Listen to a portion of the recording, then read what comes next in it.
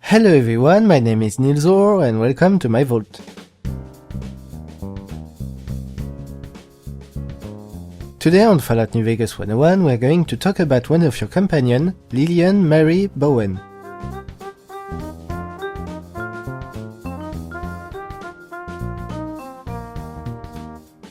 Lillian Mary Bowen, nicknamed Lily, was born in 2078 inside Vault 17, located somewhere in the core region. She was abducted at the age of 75 by super mutants from the Master's army in 2153 during his invasion of the Wasteland.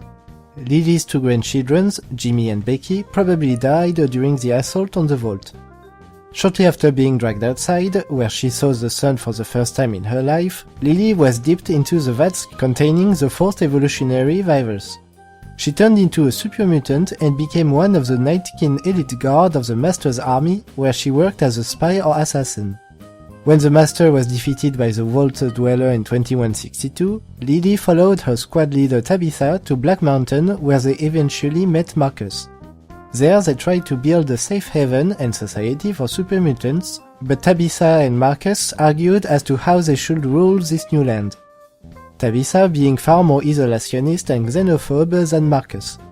The group separated, Tabitha remained at Black Mountain, and Marcus went to Mount Charleston, where he founded Jacobstown. Lily went with him and became a herder taking care of the bighorners. She is 203 years old when you first meet her.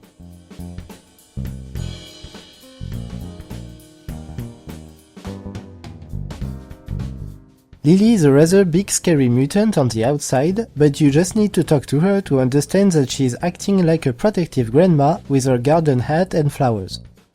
Also, the fact that she's been using her stealth boy to become invisible for more than a century led her, like a lot of other Nightkin, to develop a lot of symptoms linked to schizophrenia.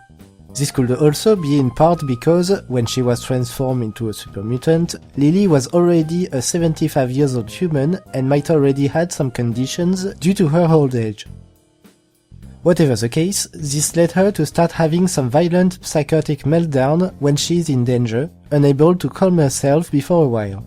She also displays some signs of confusion with reality, calling the courier Little Jimmy, like her grandson, even if the player is female.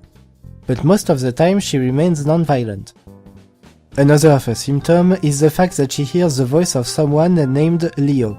Only Lily can hear him, maybe even see him, but from what we can understand, he is more of an auditive illusion than a complete separate personality. He seems to embody and contain her violent tendencies and behavior, contrasting between Lily's usual sweetness to Leo's bloodlust. It was Leo who told her to make her vertibird sword out of the wreckage of the one near Klamath. She is describing him as a commanding voice telling her who to chop and blaming him for every violent act she might do. Lily has to take antipsychotic drugs to quiet his voice, but she is confessing to take only half a dosage because, if she takes it fully, her memories about her grandchildren become blurry. With the only tangible souvenir of them being a holotape recording, she is more than reluctant to lose her memories of them. On a more meta level, Lily connects with New Vegas' theme about identity. Her condition raises the question about the sense of self, what it means to be yourself, and how you incorporate your past into the equation. When drawing a parallel with what is happening in the Mojave, you can see that some of the big players are, like Lily, reluctant to let go of their past for various reasons and prefer to hold on to it no matter what. It is a conflict between taking the risk of changing for a possibility at being better versus staying the same and remaining almost dependent on the past, but at least being familiar with who you are now.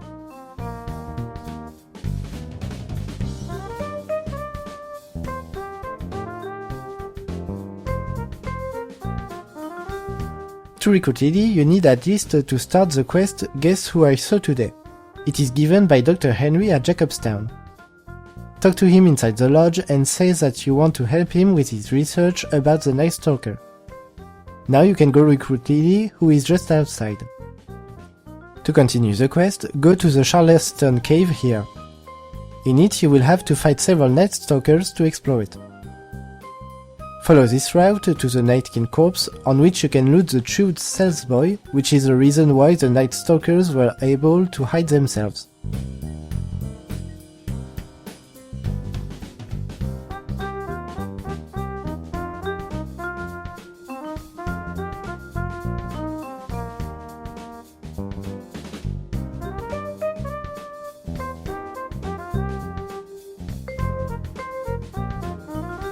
Go back to Dr. Henry. He will want to test the Stealth Boy's second version to try if it would help with the Nightkin condition. Go ask Lily to help with the experiment. Go back to Henry and watch the experience.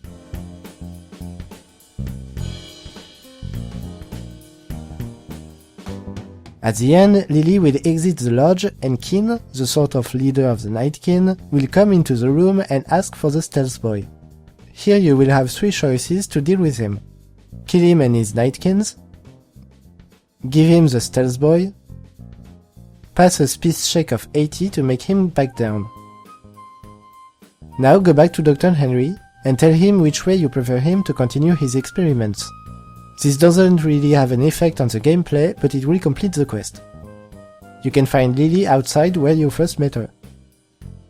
She is very effective in close combat and will often come between you and your enemies. She will also make you benefit from her Stealth Girl perk, which doubles the time a Stealth Boy will work, and will give plus 10% on all critical attacks, including sneak ones.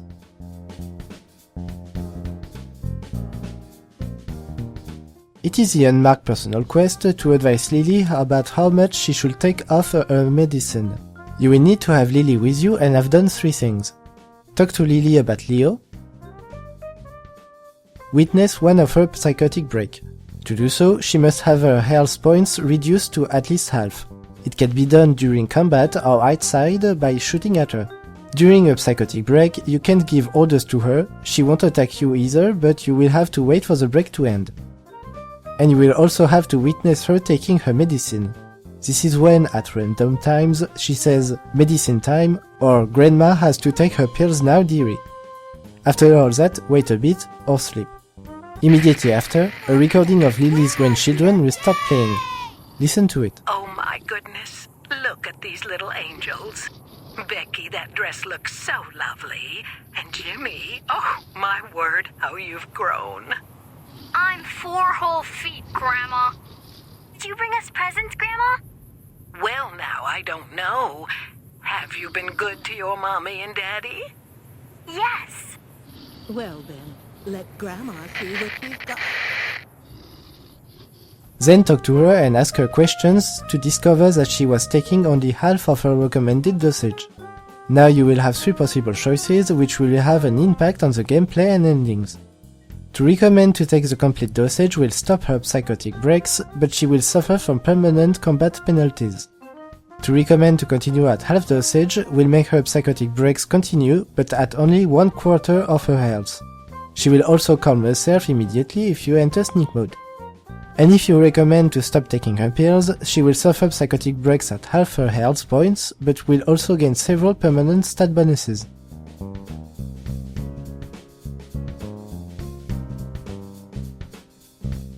Lily's endings will vary upon if she died, if you completed her quest and what dosage you recommended.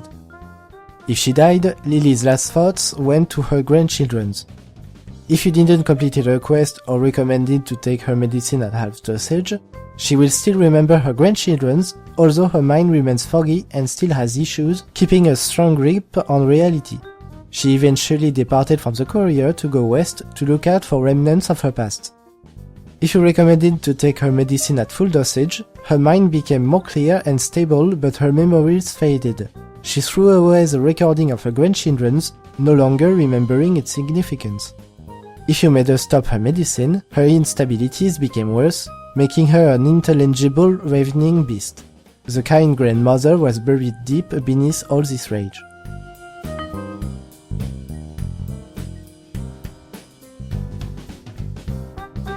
On the next video, we'll talk about Rose of Sharon Cassidy. Thank you for watching, and see you later.